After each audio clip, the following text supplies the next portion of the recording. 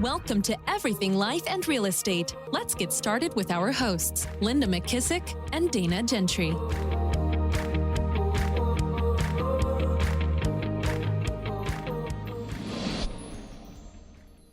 And welcome to Everything Life and Real Estate. I'm Linda McKissick. And I'm Dana Gentry. Hey, Dana, how are you? I'm doing good. How are you? Good. Sunny in Texas. I'm happy.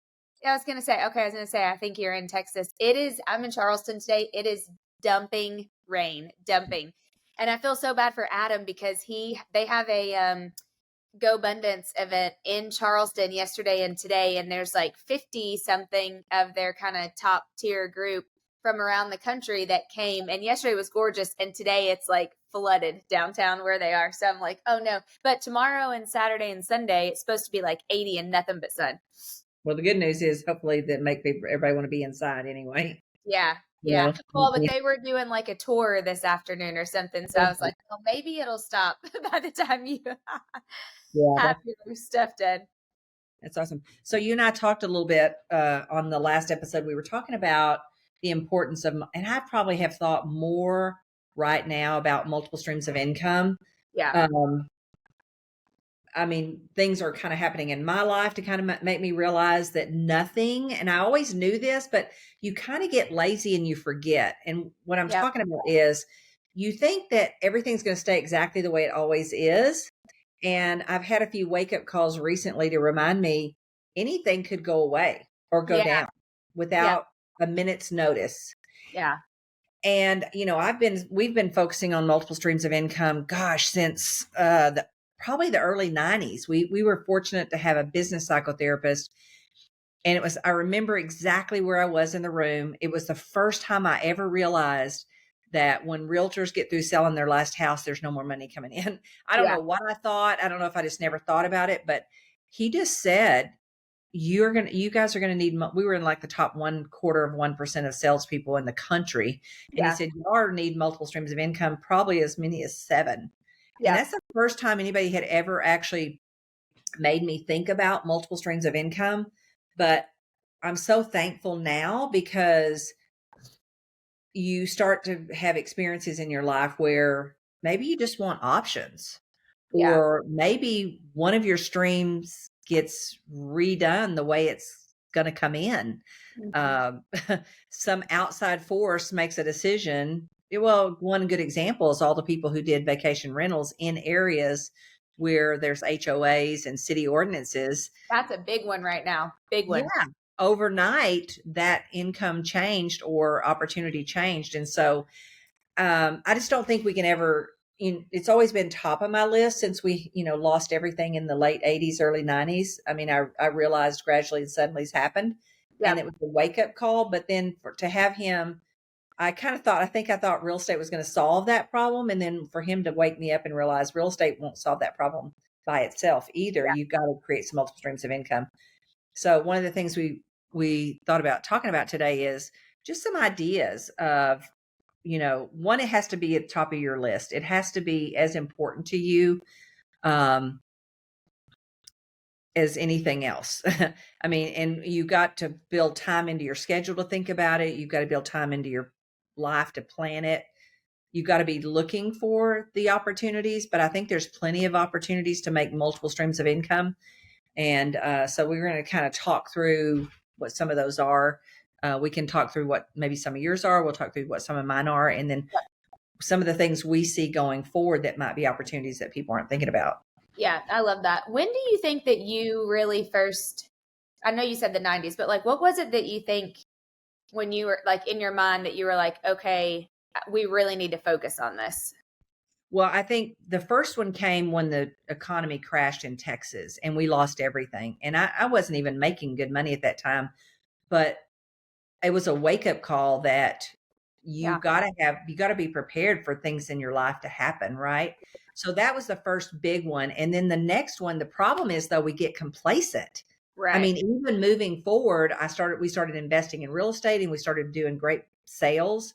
I mean, when you're in the top 0.25% in sales, you don't think you got any problems. Yeah. And maybe you don't at that time. Yeah. But things can change. And so you have to constantly, matter of fact, there's been many times that I've said, thank God we kept buying real estate all these years, right? And then there's times I thought, thank God I worked on my profit share, you know? So, Yeah. but anything, Yep. nothing is off the table that could change or go away. So I personally, my wake up call has been glimpses of, oh my God, I never thought that that stream could go down or go away, and it can.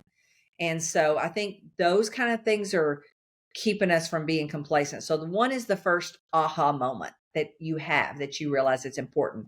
The second is watching to make sure you're not getting complacent and thinking you're already taking care of all of it Yep. when you've got two streams or, you know, three even that are something that could change or go away.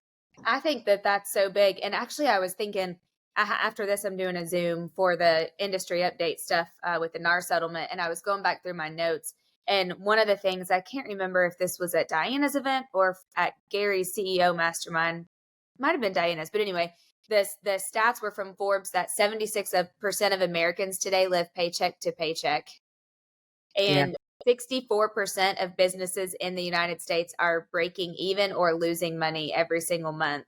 And 26% of people thought that they could never actually financially be secure. And I don't know if it's post-pandemic, because, you know, we talked a lot about that. You and I were actually one of the first people that came out and said, I think this was your smart brain that said this, but people are going to care more about their wealth and more about their health. Yes. The pandemic. And I do. But we get complacent and we forget. Yeah. And it's almost like, you know, I was just thinking about this. Like, this is a silly example, but, you know I need to lift more weights. Like, I don't like it. I've never liked it. I'm not good at, like, I don't know. It hasn't been my thing. But because I went and did that health thing and had, like, not a scare, but a realization of, okay, like, you have this thing and you better deal with it. You need to get your bones stronger and you need to get more muscle mass. Then I'm like, okay, I got to get. So it's almost like some people, myself included, almost have to have, and that a little bit happened to y'all, like that wake up call. Where you're like, you know, SHIT moment. And you're like, okay, now I got to really focus on it. I wish that, you know, my brain worked the other way where I just wanted to do it all the time anyway. But sometimes it's like, man, you got to have that wake up call. And I feel like right now with the changes in our industry, some people are in that wake up call. Yeah. Because they're not used to making what they're making. You know, I mean, I'm seeing more top producers. Well, first of all, certain markets expose you. Yes. Okay. So a lot of what's happening is agents are getting exposed that they weren't running by the models. They were paying out too much splits. Yep.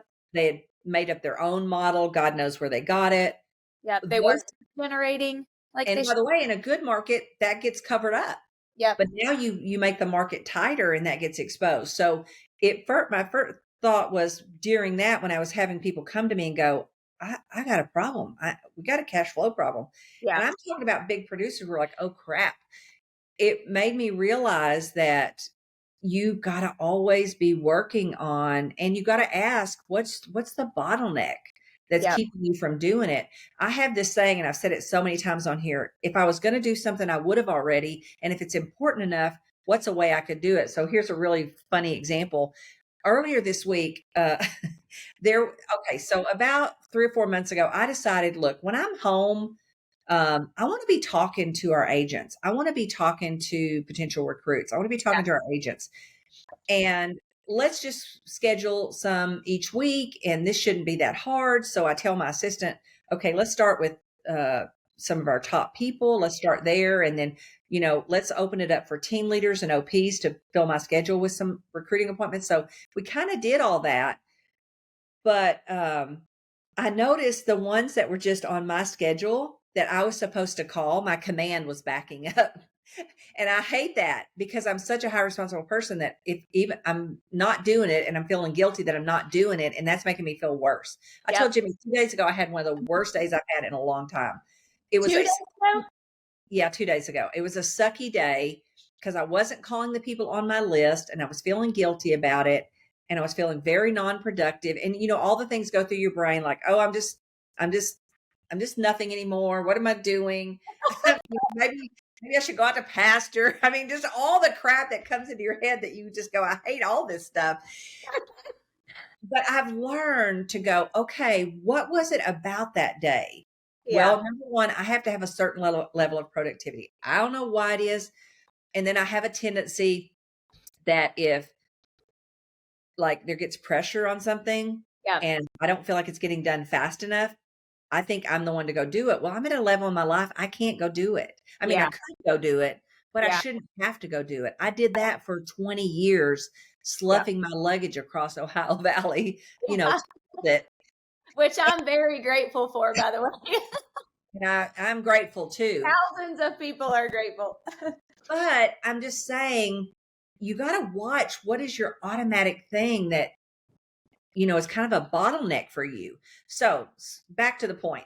So the point is, I'm not making the calls and I'm feeling crappy about it and it's not happening. And I've learned that when I'm procrastinating, I got to figure out a different system. You know, Yeah. if I was going to do it, I would have already. So when I had my call with Michelle this week, I said, Michelle, we're going to change this up because number one, I hate feeling guilty.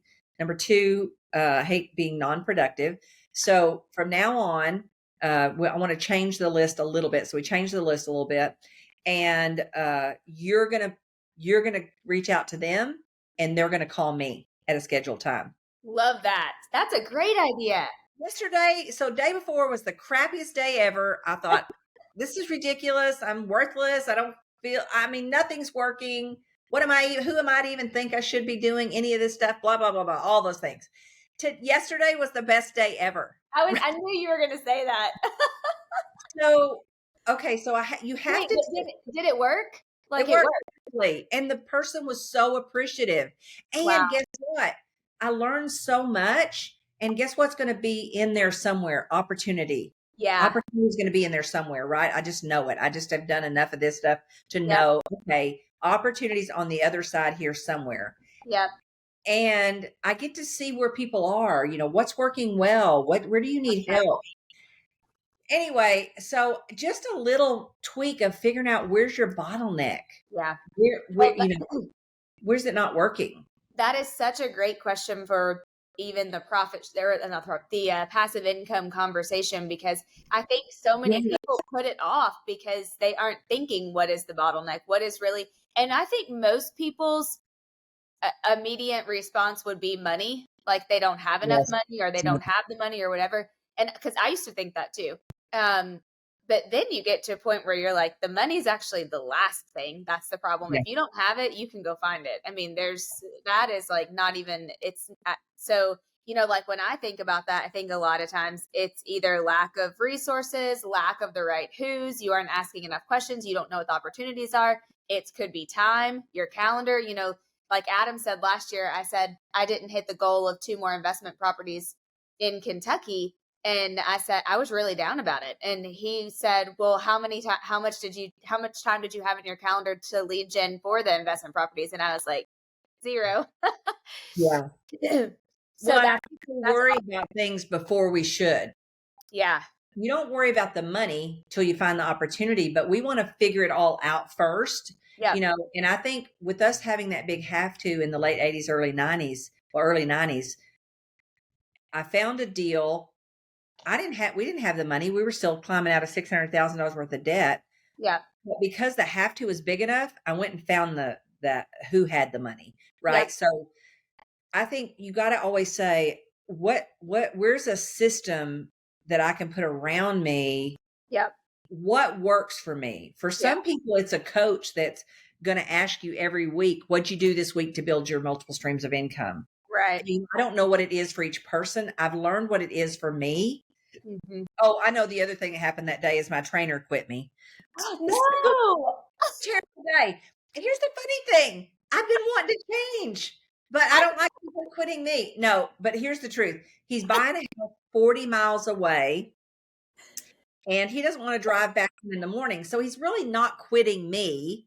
So it's not like I feel rejected, but so I was down about that. And I'm like, Linda, this is what you've been wanting because you wanted to switch anyway. It was just a funky day. But anyway. Days like that. Oh my God. But here's the thing. Oh, here's the other thing I did is I changed my motion. Remember how, Yeah. you know Tony what I Robbins. did yesterday afternoon?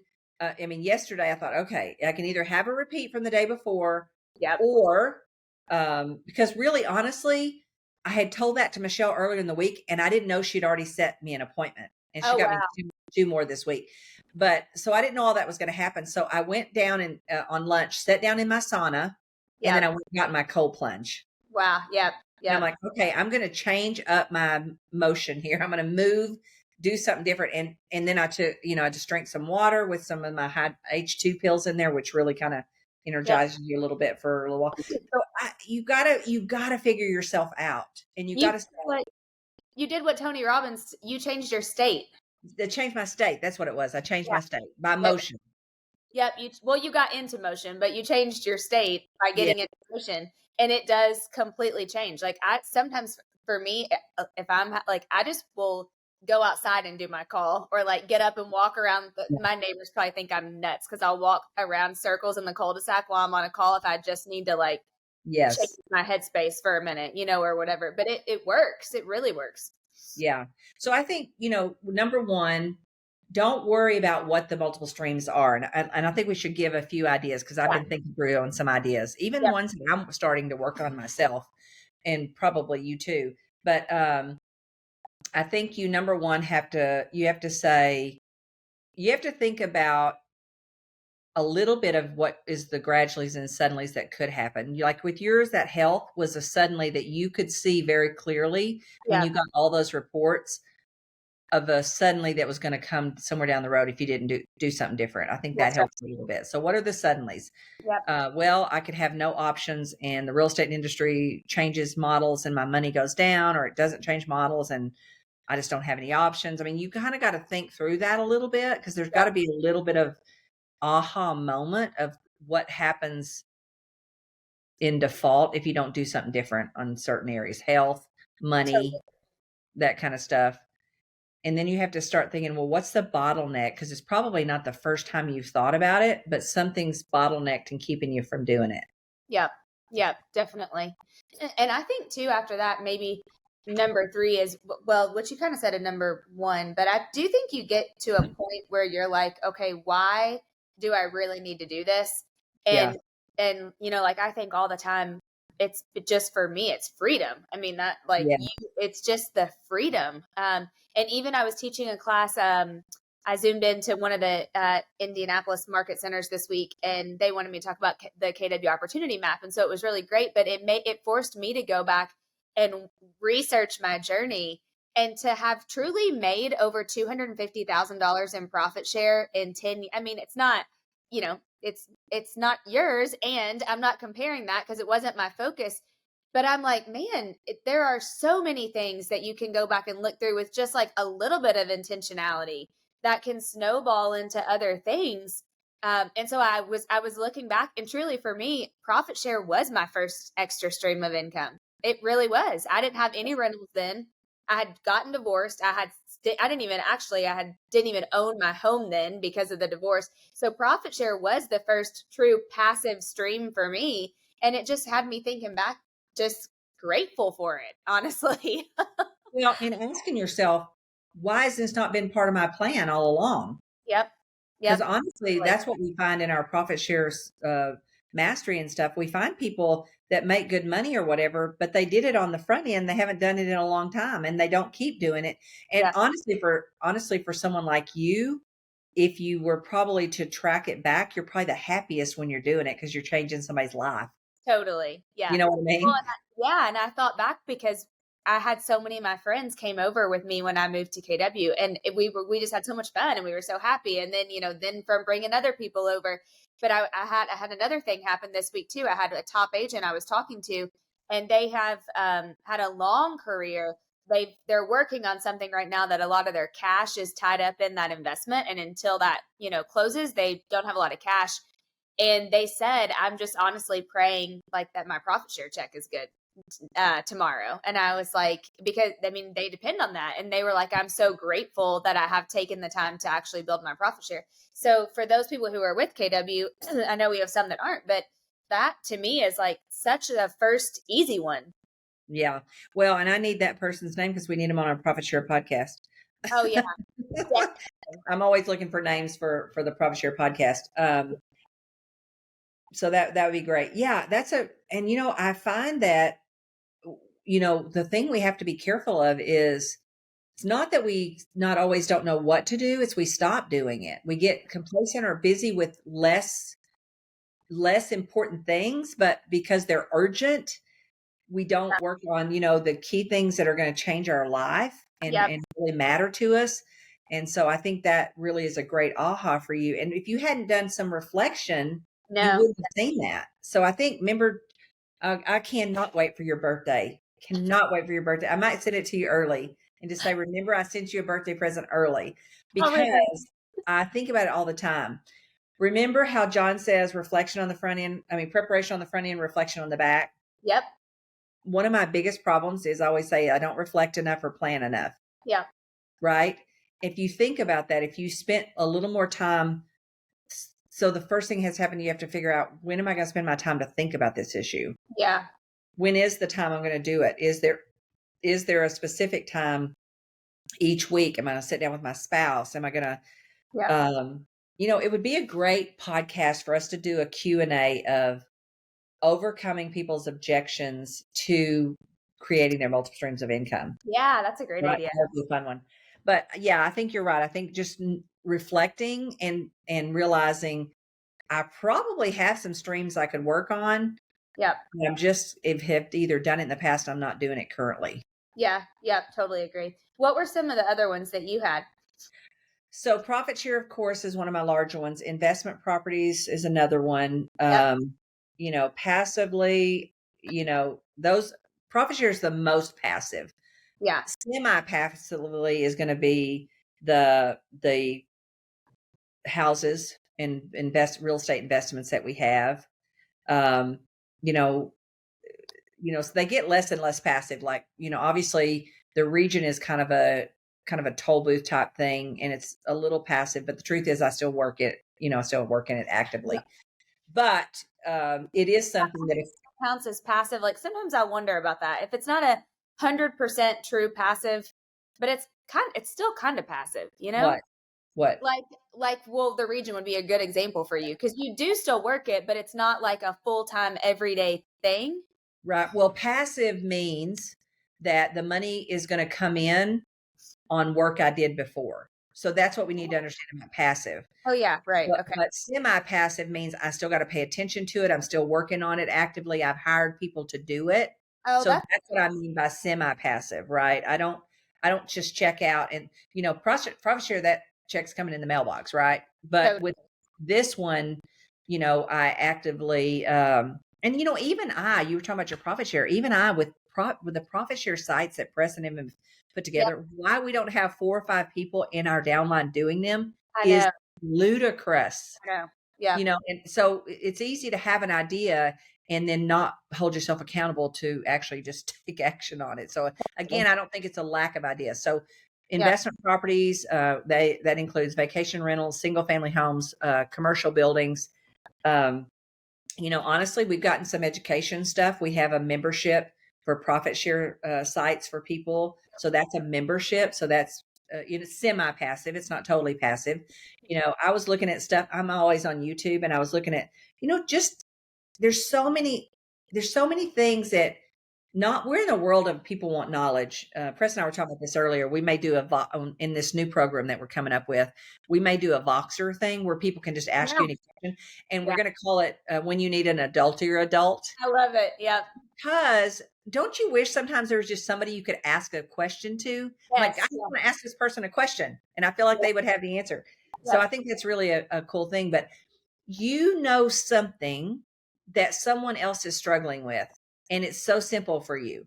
Yeah. We're in a knowledge-based world. So, and I know you've got like a planner, like a thing that can do their thing, which I've never figured out. By the way, I need to get my assistant just to do it for me, which I said I was going to do, and I haven't done yet. So I'm going to write that down. But we have education. I've multiple streams of income could be passive or could not be passive. So if that's the case, I've gone and I've been a trainer for Keller Williams before and made great money doing that. There's so many on the opportunity map. There's so many things. We're doing Totally. now we have courses that can sell while I'm sleeping. Somebody can buy my list more, sell more course.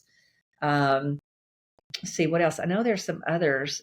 I think like the courses and that one of the things I wrote down that we are working on but haven't officially pushed out yet.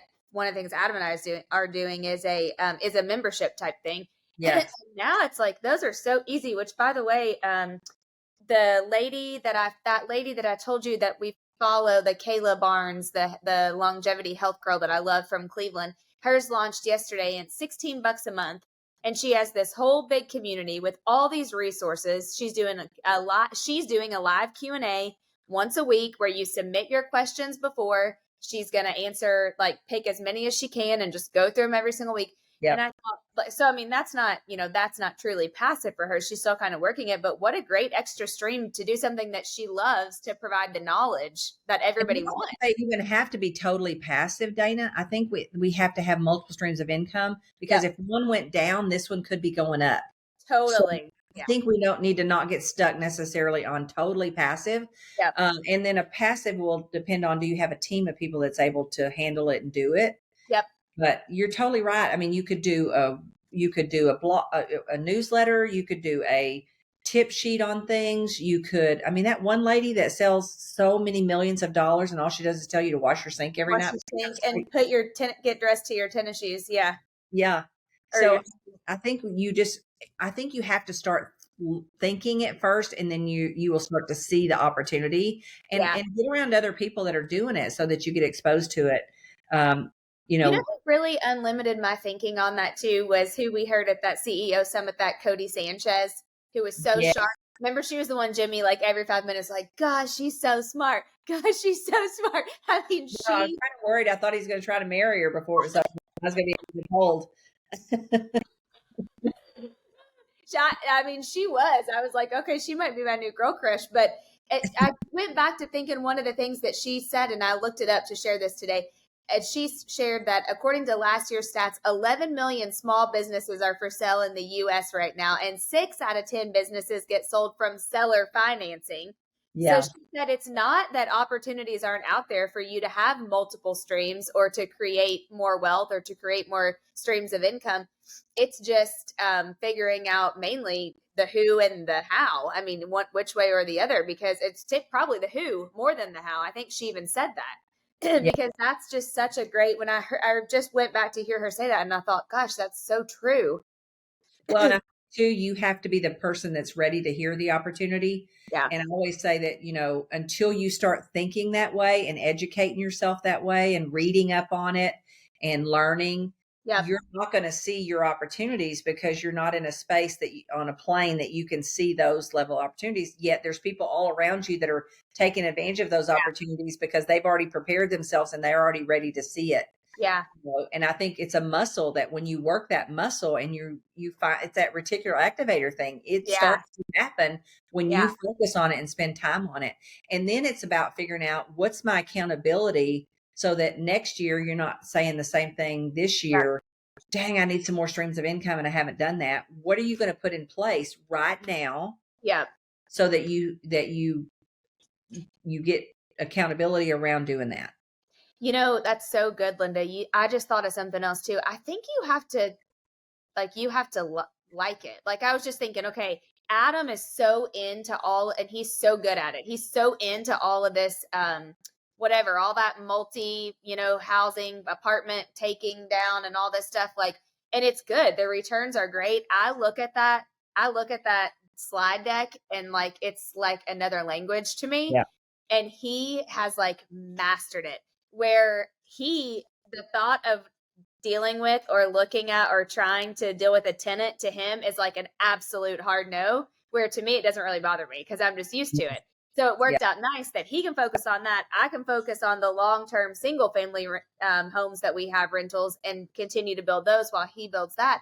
But I'm never going to do that he's doing. And he's probably never going to do the single family stuff because he hates it. And I don't like that. So I do think too, I think you have to think about what actually you would do that you would enjoy, because if you aren't, you're just never going to do it. And then it's going to be harder to put accountability around it because you're going to hate every minute of it anyway. Yeah.